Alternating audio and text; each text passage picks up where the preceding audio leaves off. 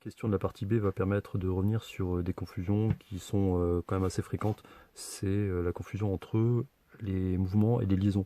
Alors, en termes de mouvement, on n'a que translation, rotation et rotation, translation liées. Et en termes de liaison, alors on en a plus que ce que je vais donner là, mais les 5 principales sont pivot, pivot glissant, glissière, hélicoïdale et rotule. C'est celles qu'on va croiser principalement en ETSO.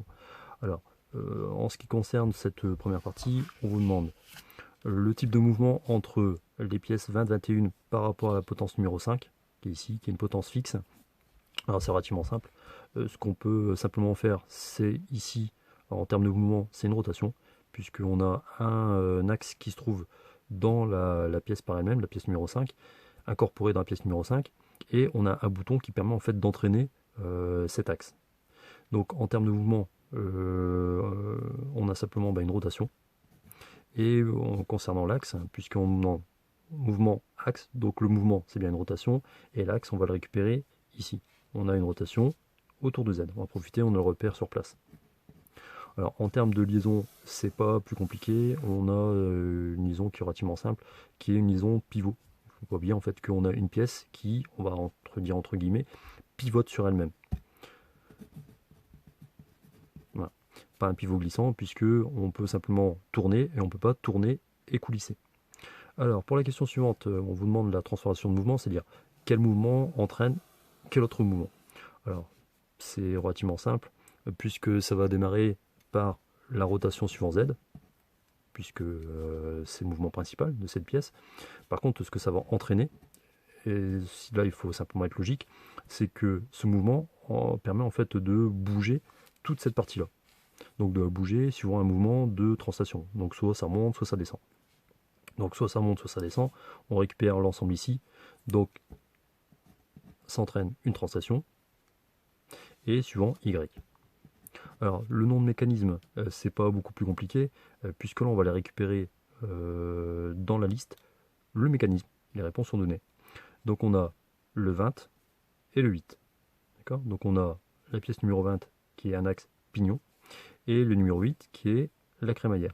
Donc ça permet en fait de donner le nom du mécanisme, qui est un mécanisme connu, qui s'appelle le mécanisme de pignon crémaillère. On pense à mettre les numéros de repère,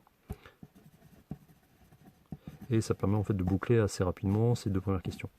Alors pour la question suivante, il faut utiliser des choses qui sont dans l'énoncé. C'est que l'OQR est réglé et la mise au point est faite. Donc ça vous permet de dire que l'image finale sera vue nette.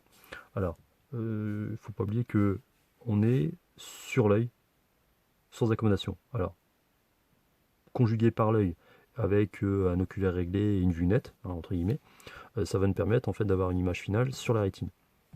Par contre, pour le reste de la chaîne, on va se fier à ce qui est dans l'énoncé, et à savoir que on vous parle d'un œil amétrope.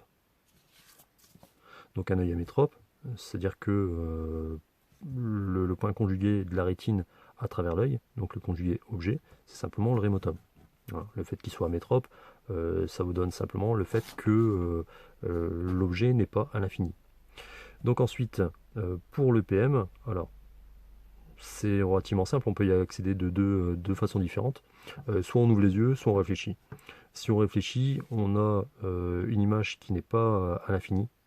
C'est le seul cas particulier qui permettra en fait de pouvoir répondre à cette question. C'est-à-dire que si on a l'image à l'infini, l'objet se trouve sur le foyer objet du système, c'est-à-dire là de l'oculaire.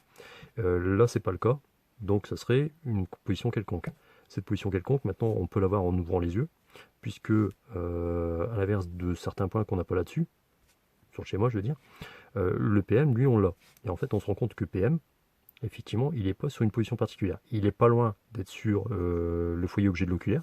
Voilà, à première vue, ça permet de répondre sur ce qui va arriver par la suite, c'est-à-dire le cas d'un hémétrope.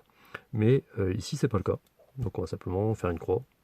Et on fait attention, le fait de faire une croix, c'est pas je connais pas la réponse, c'est je sais que il n'y a rien à cet endroit-là, il n'y a pas de position particulière. Alors,